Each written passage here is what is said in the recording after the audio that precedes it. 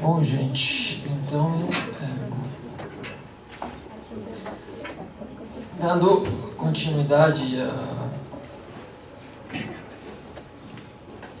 nossa série de seminários, estamos quase concluindo, ainda temos mais um seminário com a professora Pippa Norris na próxima semana, que será um seminário virtual. Vamos incursionar nessa área para ver se a gente de fato consegue trabalhar bem com seminários virtuais, porque abriria uma possibilidade, um leque de possibilidades enorme para trabalhar com seminários mais específicos. Mas enfim, vamos experimentar e vamos ver como que sai. Vocês saberão na próxima semana junto conosco, porque todos estamos com um certo grau de incógnitas na cabeça, mas estamos trabalhando para equacioná-las. No seminário de hoje, tenho o prazer de apresentar a professora Gisela Sarenberg. Vocês provavelmente já conhecem a Gisela. Ela esteve conosco no ano retrasado para ministrar uma atividade especial associada à rede de governança e, na ocasião, ela também ministrou um seminário e hoje apresentando os resultados de redes para fazer um exame comparativo de instâncias de novos circuitos de representação na América Latina. E hoje ela está aqui conosco, veio passar seu sabático com a gente. Ela achou profícuo a troca de ideias que encontrou aqui, a interlocução, e decidiu passar uma parte do seu ano sabático conosco. É um prazer recebê-la.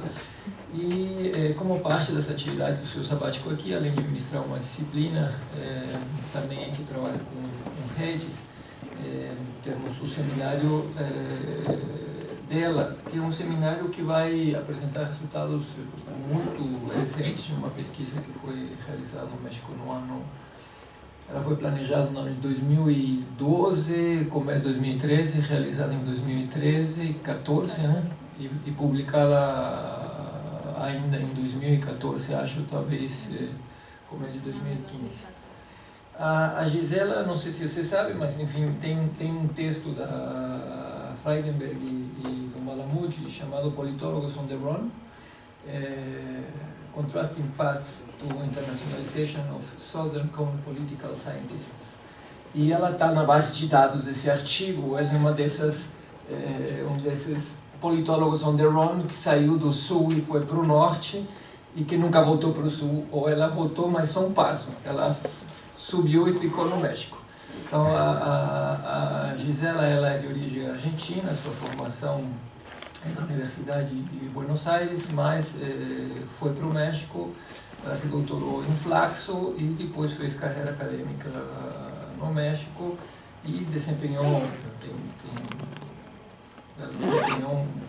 funções acadêmico-administrativas de direção em Flaxo durante um bom tempo e, mais recentemente, liberada desses fardos que todos nós temos que enfrentar de vez em quando, ela conseguiu vir e ficar conosco aqui um tempo.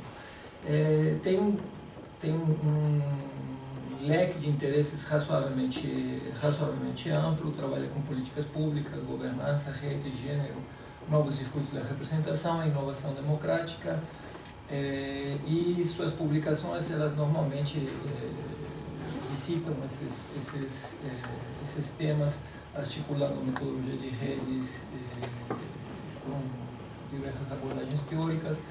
Seus trabalhos mais conhecidos são Mulheres, Voto e Assistência Social no México Priista e na Argentina Peronista, publicado pela Flaxo, que recebeu o prêmio Dona Livankot da LASA, e recentemente, o ano passado, publicou O Gênero nas Políticas Públicas, Redes, Regras e Recursos, publicado pela Flaxo, e além disso tem uma série de volumes organizados, um particularmente interessante para aqueles que trabalham com governança e inovações democráticas a respeito da participação da representação e o conflito local na América Latina. Bom, é com isso que eu dou a bem-vinda para a Gisela, é muito bom tê-la conosco e fiquem inteiramente à vontade para falar em espanhol. Muito obrigada pela apresentação, bom dia, eu vou falar em espanhol. prometo que a próxima vez eu falarei completamente em português, mas ainda eu vou fazer uma aposta segura, eu vou falar em espanhol. Ok,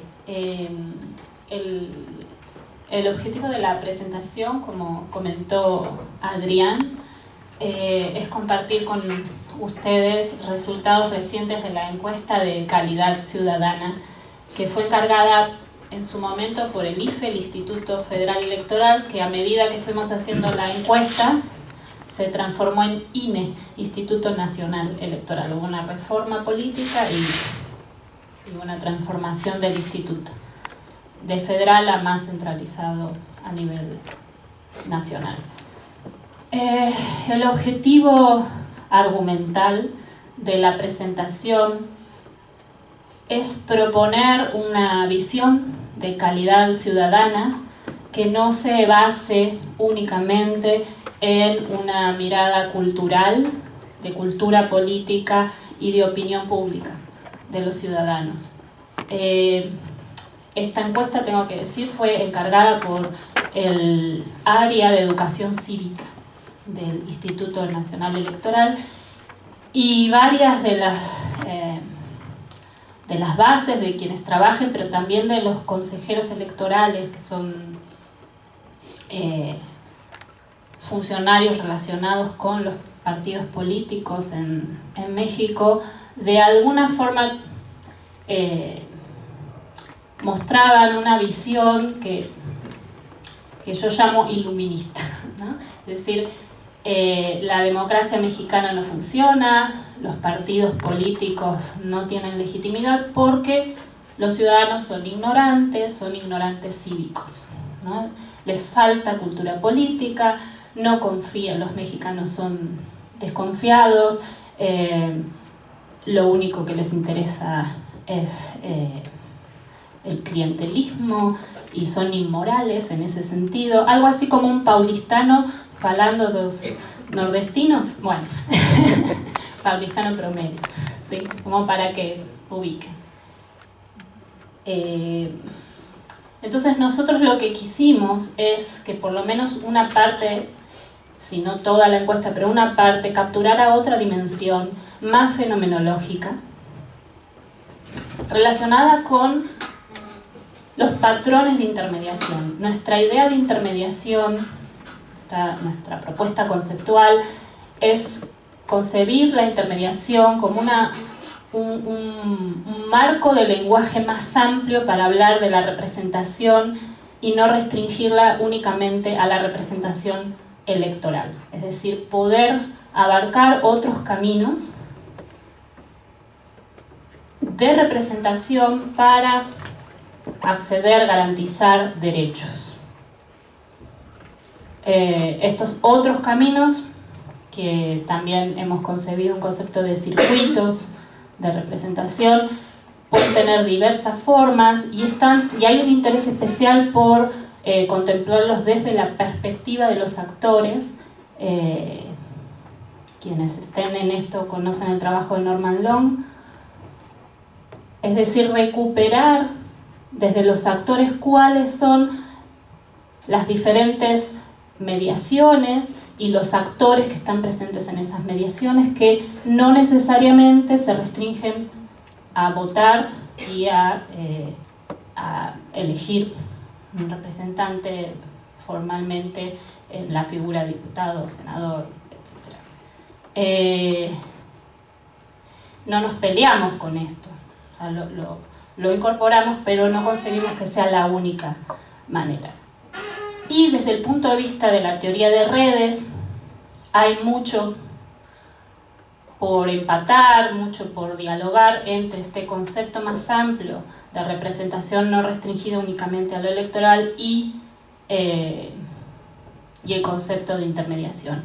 Algo importante también, y esto lo hemos trabajado con Adrián Bursa, está en un texto si les interesa, en la Revista Mexicana de Ciencias Políticas y Sociales de la UNAM, en donde concebimos este concepto de intermediación como un concepto que tampoco está restringido solamente a los caminos informales, también los incluye, pero no abarca únicamente intermediación, entonces no electoral, entonces clientelismo, no. Esa reducción conceptual también la habitamos en la definición de intermediación. Y la idea de centrarnos en intermediación también tuvo que ver con tratar de rodear este juego un poco perverso en donde, por un lado, aquellos que están en la clase política, podríamos decir, que eran parte de los que nos encargaban la encuesta, hacía que estirar de alguna forma la pelotita de la responsabilidad de por qué no funciona la democracia, por qué no funcionan los partidos a los ciudadanos, pero también salir de ese juego de morderse la cola, donde, ok, los ciudadanos toda la culpa la tienen los políticos, porque también son inmorales, ¿no? Son todos lo mismo, son todos corruptos. Entonces, mirar esta zona gris, ¿no? Estos caminos intermedios, también es una forma de rodear ese juego. Entonces, bueno, lo que medimos fueron básicamente patrones de intermediación en varios niveles. En un nivel individual, usamos lo que se llaman generadores de nombres. La encuesta está conformada por 11.000 cuestionarios, que obviamente son representativos de los 88 millones de ciudadanos en edad para votar en México. Es representativa a nivel nacional, regional y en 10 estados. México tiene 32 estados. ¿Sí? Y también incluye una subencuesta a nivel organizacional, que es mucho más restringida, que se hizo en 12 municipios. México tiene un poquito más de 2.500 municipios.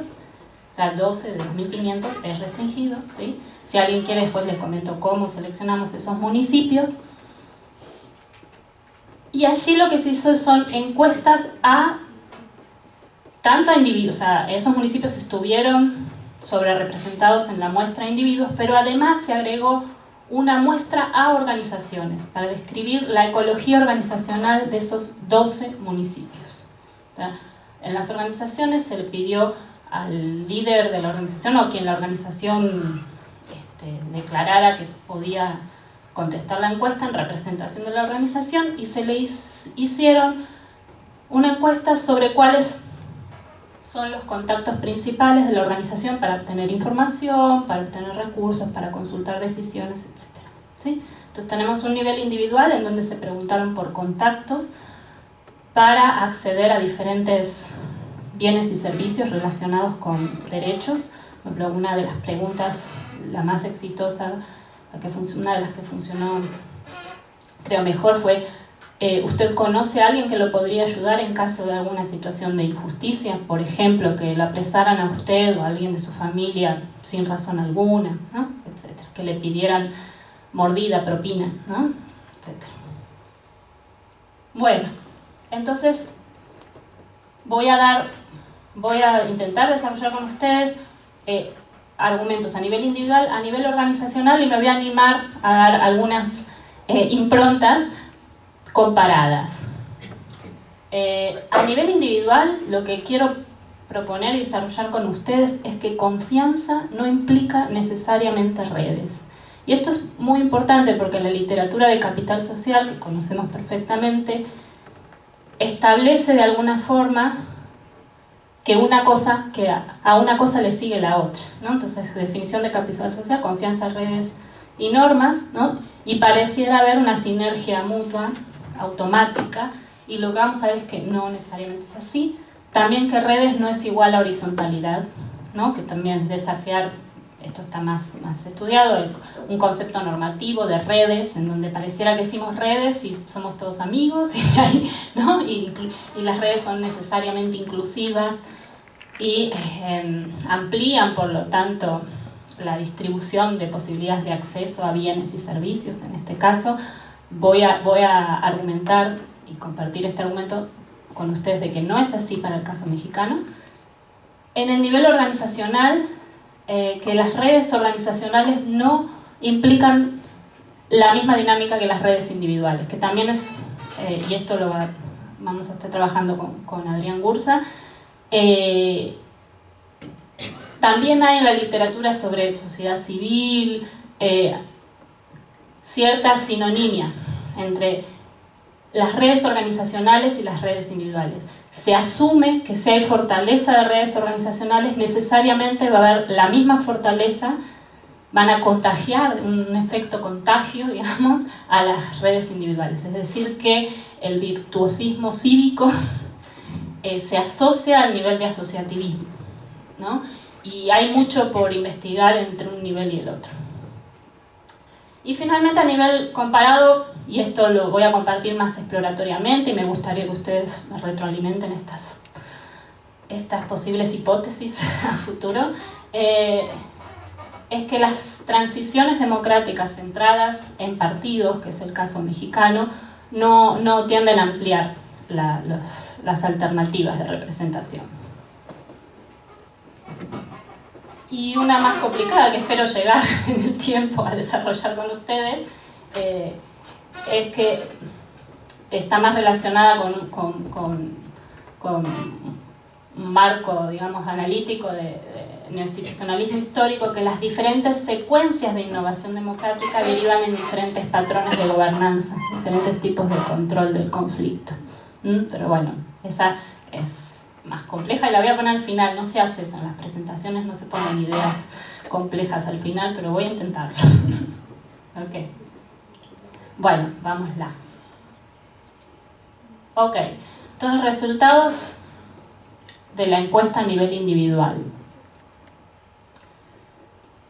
De los 11.000 respondentes que representan a los 88 millones de ciudadanos y ciudadanas mexicanos, el 65%, 65.1%, no mencionó ningún contacto, ¿no? Entonces la pregunta es, ¿conoce a alguien, ¿no?, que pudiera ayudarlo, por ejemplo, para una situación de injusticia? Me puede decir, no les preguntamos por los nombres porque no queríamos poner en peligro a los encuestadores, obviamente, ¿no? Puede decir sus iniciales o sobrenombres, ¿no? Y de hasta 3, preguntamos, hasta 3 por cada uno de los generadores, y luego les preguntamos datos sobre los contactos mencionados, que en la jerga se denominan como alters o alteri. Bueno, el 65% no mencionó ninguno, pero casi el 35% mencionó contactos.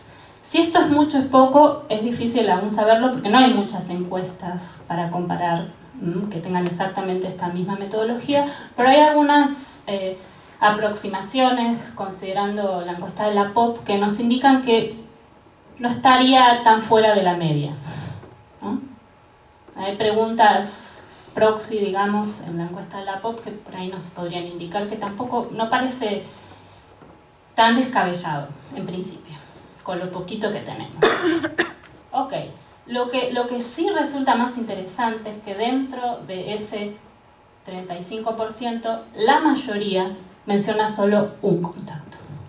¿Por qué esto es importante? Porque tener solo un contacto nos habla de una situación de mayor dependencia. Si yo tengo, y si ese mismo contacto fue el que se mencionó en diferentes generadores de nombres, ¿no?, diferentes preguntas de ¿conoce a alguien para esto? ¿Conoce a alguien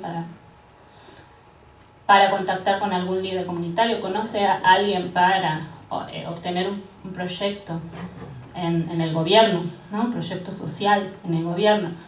Si se contesta además simultáneamente en todos los generadores, se menciona al mismo contacto, mayor es la dependencia aún. Entonces, un primer hallazgo es que hay un porcentaje interesante de ciudadanas y ciudadanos mexicanos que sí tienen contactos, pero que dentro de esos contactos hay un alto nivel de dependencia. Okay. Bien, nos preguntamos entonces de qué dependía no tener ningún contacto, tener solamente uno o tener 2 o más contactos. Ese pasaje de tener 1 a 2 o más contactos nos parece fundamental por lo que les acabo de plantear. Entonces, pusimos a contrastar tres conjuntos de factores que aluden a diferentes hipótesis. Un primer conjunto de factores proponía que la mayor o menor probabilidad de contar con contactos se debía a factores estructurales, sobre todo nivel de ingreso, nivel educativo, sexo, edad. Otro conjunto de factores proponía, y era nuestra hipótesis principal, que factores asociados a lo que llamamos cooperativismo voluntarista explicaban la mayor o menor probabilidad de tener contactos.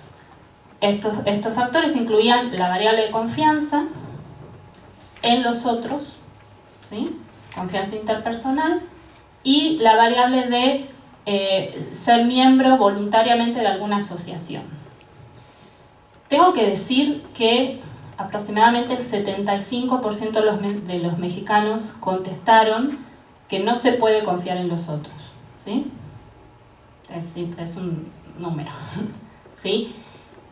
Y en algunos ítems que no aluden a confianza interpersonal, sino a confianza institucional, por ejemplo, partidos, aproximadamente el 82% contestó que no se puede confiar en los partidos. O sea que el tema de la confianza, tanto institucional como interpersonal, es importante. Okay. Y nuestro tercer conjunto de factores tenía que ver con lo que llamamos factores político-partidarios. Y allí incluimos las siguientes variables: pertenecer o no a un partido, o haber pertenecido en el pasado o en la actualidad, participar en campañas electorales y convencer a otros sobre a quién votar durante campañas electorales, y una cuarta variable que es si conocían a alguien que hubiera recibido regalos o dinero a cambio del voto en las últimas elecciones. Y de alguna forma, para nuestra sorpresa, este conjunto de factores, especialmente las tres primeras variables, no tanto la última que sí alude un poco más al clientelismo, ¿no? A la compra de voto más bien, específicamente no al clientelismo en general, pero las tres primeras variables fueron las que los factores más importantes para explicar la probabilidad de tener o no tener en distintos grados contactos. Por ejemplo, aquí tienen una de los resultados: el haber pertenecido o pertenecer actualmente a un partido aumenta 14 puntos porcentuales la probabilidad de no quedar aislado, ¿no? O sea, de no tener 0 contacto. En 6 la probabilidad de tener 1 y en 8 la probabilidad de tener 2 o más. Y colaborar en campañas es aún más fuerte, ¿no? Colaborar en campañas electorales aumenta en 17 puntos porcentuales la probabilidad de no quedar solo, en 7 la de tener un contacto y en 10 la de tener 2 o más. La única variable de los otros factores que pusimos en este modelo multinomial, que de alguna manera competía en importancia con las variables del conjunto partidario electoral, fue la variable de ingreso. Por ejemplo, la variable de ingreso aumentaba en 12 puntos porcentuales la probabilidad de no quedar aislado. Lo cual era interesante.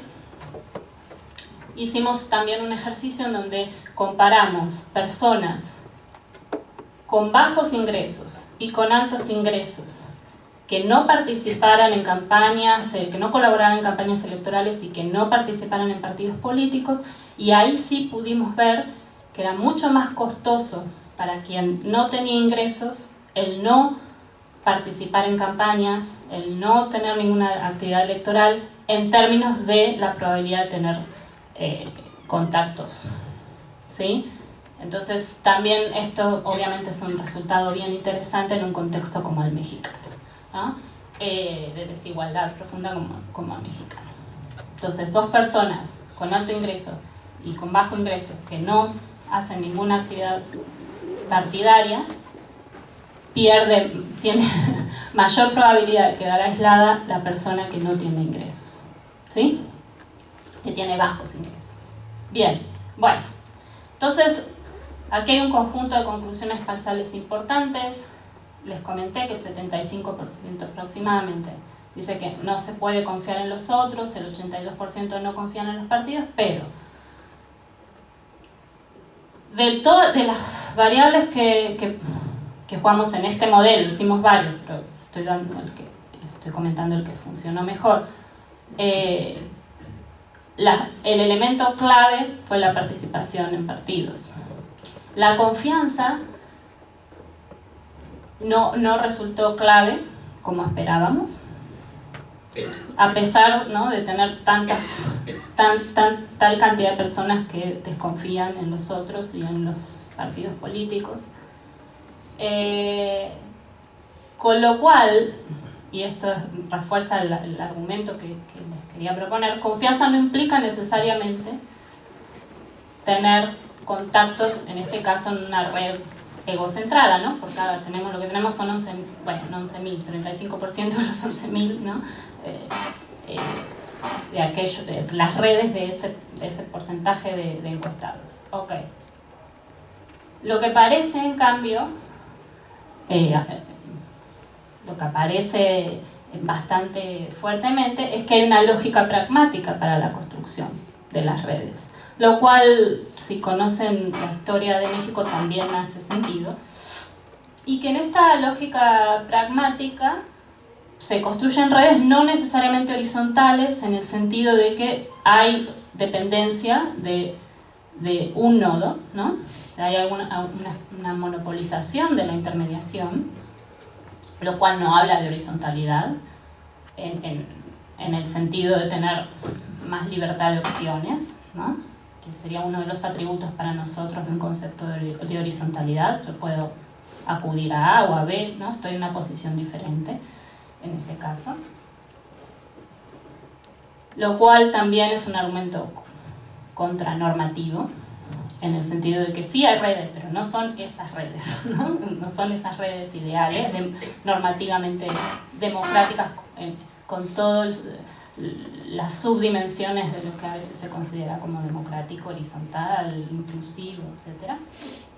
Y que los partidos pueden estar muy declarados en crisis. En México, bueno, con un 82%, ¿no?, de desconfianza hacia los partidos y por otras razones, pero están vivos,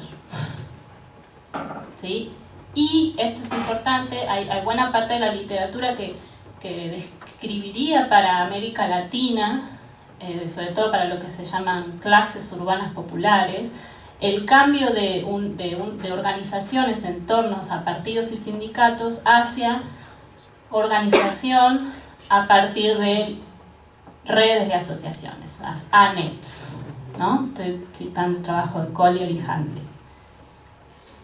Y en el caso de México estaríamos en una situación diferente. Entonces, si los sindicatos no aparecen, ¿no?, como parte importante de los contactos, ni tampoco participar en sindicatos aumenta la probabilidad de tener contactos. Pero los partidos parecen haberse adaptado a los cambios, a las nuevas épocas. Y parte de esa adaptación, y esto es para futura investigación, es estar en los territorios, encarnarse a través de espacios en donde se pueden obtener contactos para acceder a diferentes bienes y servicios. Y no estoy hablando solamente de clientelismo, hay que ver cuánto del patrón histórico mexicano se está reproduciendo y readaptando al contexto territorial. Hay que entender que históricamente la literatura lo que dice es que en México las lealtades electorales principalmente fluyeron a través de la cooptación sindical, ¿no? Entonces, sindicatos era una vía importante para asegurar lealtad. Y parece haber habido un desplazamiento de ese espacio hacia los territorios. Entonces, están vivos. Ok, bueno, este es un cuadro que solo puse para demostrarle a mis estudiantes de redes que sí se puede usar el between. Ok, nivel organizacional. Y en este trabajo nuevamente estuvo coordinado por Ernesto Isunza. Entonces yo coordiné más la parte individual, Ernesto Isunza la parte organizacional, y participó Adrián Cursa desde aquí, desde Sao Paulo, es internacional. Lo que tenemos es que, como propuse inicialmente, a nivel organizacional, las redes, las organizaciones están enclaustradas en sí mismas. Lo que nos muestra es este cuadro que es los datos de Bitwitness referidos al valor promedio municipal. Es que cuando se les pregunta a las organizaciones, ¿no?, ¿a quién usted acudiría para contactarse con alguien con quien no está directamente relacionado? Mencionan preponderantemente a otras organizaciones, no a los partidos, por eso lo señalé en rojo, ¿sí? No a los sindicatos, aunque hay un municipio en donde sí, ¿sí? Es el que está en verde. No a las iglesias, aunque hay un municipio en el que sí. No a las asociaciones corporativas empresariales, aunque también hay un municipio en el que sí. No a actores de gobierno y no a entes privados internacionales, de cooperación internacional. Principalmente quienes ocupan el lugar, la posición estratégica de ser un contacto puente entre organizaciones que no se conectan directamente entre sí, entre mundos de lazos, podríamos decir, está centrado en las propias organizaciones. Entonces, a nivel individual tenemos un escenario, a nivel organizacional tenemos otro, ¿sí?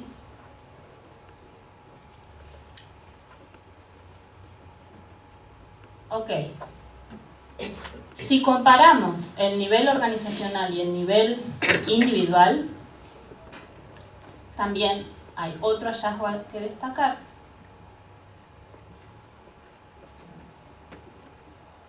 Allí, donde la densidad de la RO es redes organizacionales,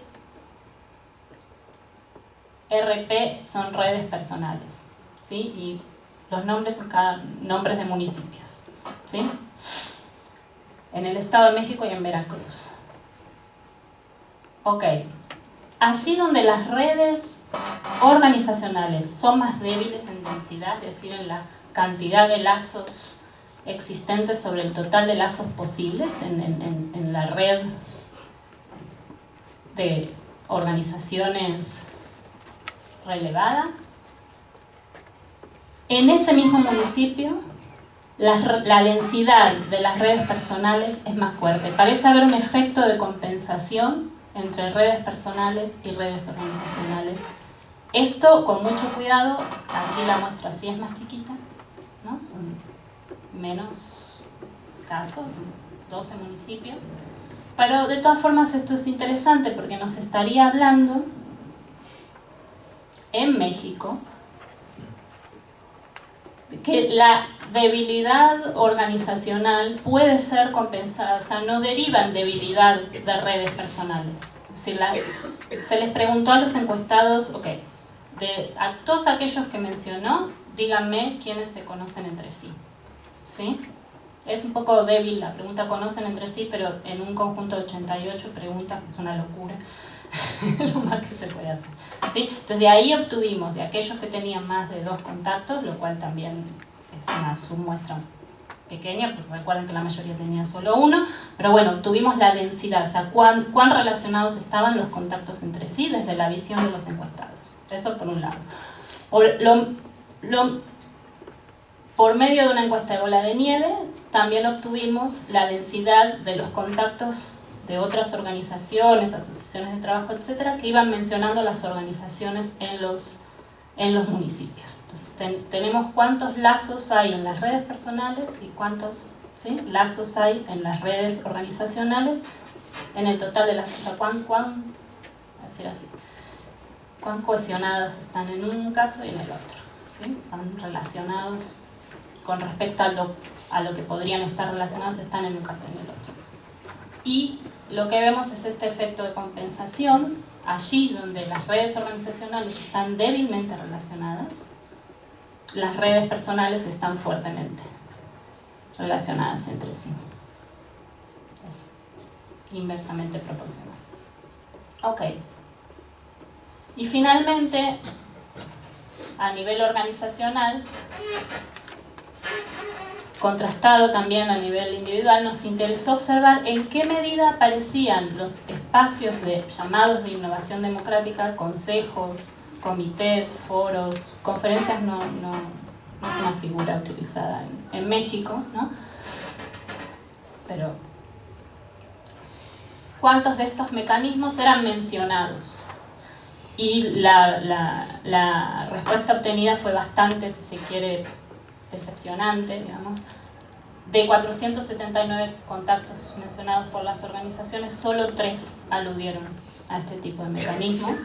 Y a nivel individual prácticamente es nula la mención. La única mención interesante son las asociaciones de padres de familia en las escuelas, que no son necesariamente un mecanismo de innovación relacionado con la alternancia democrática en México. Son espacios que fueron inaugurados en los 80 por Salinas de Gortari, en un gobierno, digamos, que fue parte del continuo del gobierno priista, del Partido Revolucionario Institucional, que gobernó por 70 años en México. Entonces no son necesariamente nuevas, ¿no? Ok. Y también hay evidencia de que no son muy relevantes, más operativas, ¿no? Tienen un trabajo más operativo. Si pintamos, ¿no?, las paredes de la escuela o no es que decidan sobre los contenidos de las escuelas, de lo que se va a enseñar, de los planes educativos. Okay. Y esto se condice con otras investigaciones. Aquí traigo datos bien nuevos, coordinados por Ernesto Isunza, ¿no? Hay 139 interfaces o mecanismos de innovación democrática a nivel federal, esto reconocido por la Secretaría de Gobernación, ¿sí? Algunos dicen 227 si reconocen también algunos mecanismos coyunturales, mesas de decisión específicas, ¿no?, en algunos temas. Pero la gran mayoría, 47.48, son solamente de consulta, ¿sí? El 23% son de vigilancia, pero una vigilancia que no tiene dientes, que no tiene capacidad de sanción, bastante inefectiva. Casi el 54% de los miembros de esos consejos están ahí por invitación del gobierno. O sea, no son elegidos por los miembros de las organizaciones, sino no en todos los casos, en el 54%, que es un porcentaje alto, y prácticamente el 70% funcionan solo a nivel nacional, están centralizados. O sea, no tienen, si comparamos con Brasil, es una situación en ese sentido diametralmente opuesta. Sabemos, si mal no recuerdo, en un último artículo de Roberto Pires se mencionaban prácticamente 30.000 consejos, ¿no?, a nivel municipal. Pero bueno, estamos en otra situación y voy a volver sobre eso. Ok, conclusiones parciales entonces a nivel organizativo. Los partidos no aparecen en la intermediación en el caso de las asociaciones. Sí aparecían a nivel individual, no en el caso de las asociaciones. Los mecanismos de innovación democrática menos. Las asociaciones tienen un perfil de enclaustramiento, por lo menos en esta muestra realizada. Y algo que hicimos en otro modelo que no les voy a presentar, sino los voy a seguir llenando de datos, es que las asociaciones, participar en una asociación sí aumenta la probabilidad de realizar actividades que se llaman de participación no electoral, especialmente de protesta y reclamo. Entonces una hipótesis fuerte que surge para seguir investigando es la existencia de 2 patrones diferentes, ¿no?, en México. Uno relacionado con el circuito electoral, que apareció fuertemente en la encuesta individual, y otro relacionado con el circuito de protesta, ¿no?, que pudiera tener que ver más con la participación en asociaciones, que son estas asociaciones enclaustradas y al parecer a la defensiva, ¿no?, de los partidos, de las organizaciones de gobierno. Pero bueno, esto es una conclusión a seguir investigando. Bueno, ¿por qué tenemos este escenario en México, ¿no? Estos dos patrones, uno enclaustrado, otro centrado en uno o pocos contactos, etcétera, todo lo que acabo de escribir. Bueno, como les dije, en México no se confirma hasta este argumento de las ANETs. Los partidos sí están vivos, no así los sindicatos, sino así las organizaciones desde el punto de vista individual. Y ahí ustedes me dirán, pareciera que en Brasil el escenario sería otro. Lo que no estoy tan segura es qué pasaría si contrastaríamos el nivel individual con el organizacional. En el organizacional sí tenemos datos de que sí importan, o sea, que no hay un enclaustramiento, sí aparecen los mecanismos de innovación, y sabemos que sí hay una fortaleza de sindicatos y también de partidos. Habría que ver, no sé, ustedes me dicen, ¿no?, cuán arraigados están en territorios o no. Okay. Lo que sí podríamos esbozar es que en México ha habido los mecanismos de innovación democrática, cómo han aparecido, han tenido que ver con un proceso que va de arriba hacia abajo, ¿no? Es decir, han aparecido en los planes, en la legislación, por ejemplo, hay la legislación de desarrollo rural sustentable en México, si uno la lee, parece que estamos en Suiza. O sea, los consejos de desarrollo rural sustentable son la clave para generar planes de desarrollo rural integrales, etc. Bueno, la implementación de esto es otra cosa, pero digamos el equipo tecnocrático, ¿no?, y político que empujó esta ley dio estas figuras. Y en Brasil, a la inversa, ¿no?, estamos ante una innovación democrática que iría de abajo hacia arriba. Ustedes conocen la historia mejor que yo. El otro día leí esto muy detalladamente, etnográficamente, en la tesis de Ana Claudia Teixeira, ¿no?, desde la construcción de las eclesiales de base, ¿no?, pasando por la construcción de PT, etc. Y lo vi en mi investigación en Bahía, ¿no?, esta construcción de abajo hacia arriba.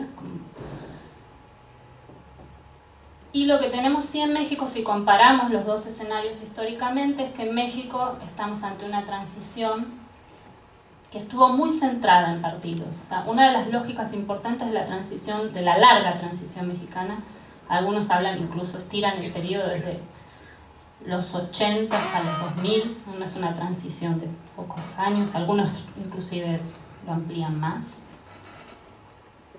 Estuvo muy centrada en la alternancia con respecto al PRI.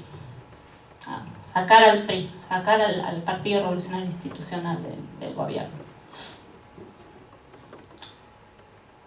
Y por eso gran parte de la ingeniería institucional estuvo centrada en generar un instituto, ¿no?, federal, electoral, que pudiera vigilar adecuadamente en las elecciones, o sea, el hecho de poder votar y que hubiera cierta legitimidad en ese mismo hecho, concentró buena parte de las energías de la transición democrática y concentra aún buena parte de esas energías. Yo fui cuando se hicieron las elecciones el año pasado aquí, y es evidente que la preocupación no está centrada en eso, ¿no? O sea, en México está controlado, o sea, fuimos con una familia y entramos todos, ¿no? Y yo quería ver cómo funcionaba la casilla de cómputo, digamos, y me dejaron entrar y ver cómo se votaba. Bueno. Evidentemente en Brasil esto no fue así, la transición no estuvo únicamente centrada en esta lógica partidaria electoral. Esto lo estuvimos discutiendo también con con Adrián, podríamos proponer que dejar la innovación democrática en manos, digamos, de una posición estratégica de los partidos políticos en esta transición no tiende a aumentar, a ampliar los mecanismos alternos de representación no electoral. Lo cual tiene bastante lógica. No le podemos pedir a un partido que necesariamente que crea a sus competidores si es que no pasan otras cosas como las que pasaron en Brasil, ¿no? Es un poco ese es el espíritu fuerte de esta hipótesis que tiene que seguir siendo trabajada, pero se las comparto. Bueno, ¿cuánto voy? Me dicen sí. Con esto último terminaría. Y esto nos lleva entonces a tratar de profundizar en el tipo de secuencia histórica que hay en un país y en el otro. Lo que estamos proponiendo también inicialmente es que en México estamos frente a lo que llamamos una self-eroding sequence. Esto está basado en los trabajos de Tulia Faletti. Y por el contrario en Brasil tenemos una self-reproducing sequence. ¿Qué significa esto? En México las innovaciones democráticas tuvieron un momento, ¿no?, importante de eclosión que está relacionado con la alternancia del 2000, desde el PRI al PAN.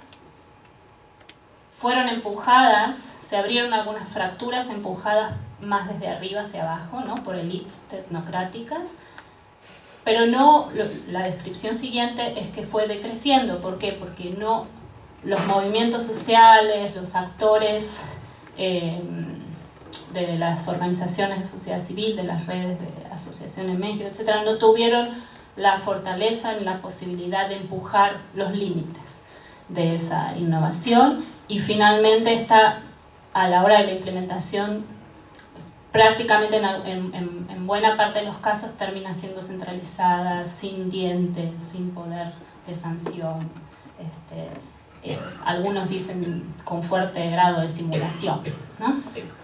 Y en Brasil tendríamos lo contrario. Quizás la innovación democrática aparece más tímidamente y más discutidamente. A mí me gustó ver en esta tesis de Ana Claudia Teixeira cómo no era necesariamente la primera opción defendida por el PT, ¿no? Y va increyendo, o sea, las pequeñas fracturas que se van abriendo son aprovechadas por las organizaciones y los movimientos sociales, y por el contrario, se van consolidando, se van rellenando esos huecos, se van empujando los límites de esos huecos. Entonces, bueno, simplemente para terminar, en Brasil tendríamos algo así como una democratización del control societal, es decir, hay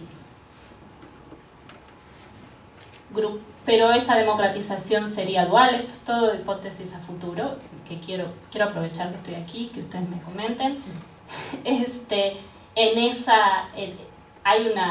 No implica que los grupos de elites no estén empujando hacia abajo, no estén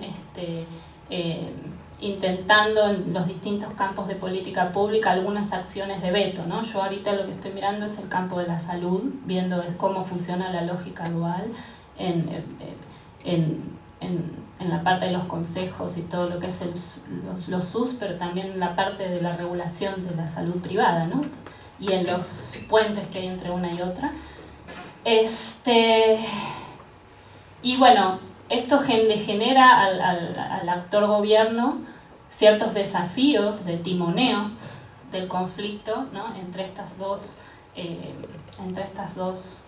tensiones, una tratando de empujar y de convertir esa pirámide, ¿no?, de ensanchar los límites y achatar la punta, ¿no?, y que sea más un rectángulo, ¿no?, un cuadrado, ¿no? Y en cambio en México tendríamos algo así, ¿no?, donde la lógica sigue en las distintas actores de elites. En México empuja o detiene la posibilidad de, y se enfrenta con la posibilidad de ensanchar esa pirámide. Entonces, en ese caso no se democratiza el control societal. Control societal sí conocen, creo todos aquí de qué estoy hablando, ¿no? La innovación democrática concebida como control societal, pero sí se consolida el control autoritario sobre el conflicto, ¿no? Parte de un mismo juego. Esto es un poco más complejo, les dije, no se hace eso al final de una presentación, pero se los quería compartir. Puedo volver sobre esta hipótesis más adelante. Esto nos estaría explicando entonces diferentes patrones de intermediación individual y organizacional. Vuelvo a lo que proponía al principio. Calidad ciudadana, la queremos entender y la queremos diagnosticar como diferentes dimensiones que se explican como distintos patrones de intermediación individual y organizacional, en donde confianza no implica necesariamente redes no implican necesariamente horizontalidad, las redes individuales no necesariamente tienen la misma dinámica ni la misma forma que las redes organizacionales, los partidos están en crisis pero lejos de estar muertos, ¿sí? Y finalmente estas dos vías comparativas, que espero me hayan podido seguir hasta el final, que podrían estar sirviendo para entender otras situaciones nacionales en América Latina, por lo menos. Bueno, con esto yo terminaría. Muchísimas gracias.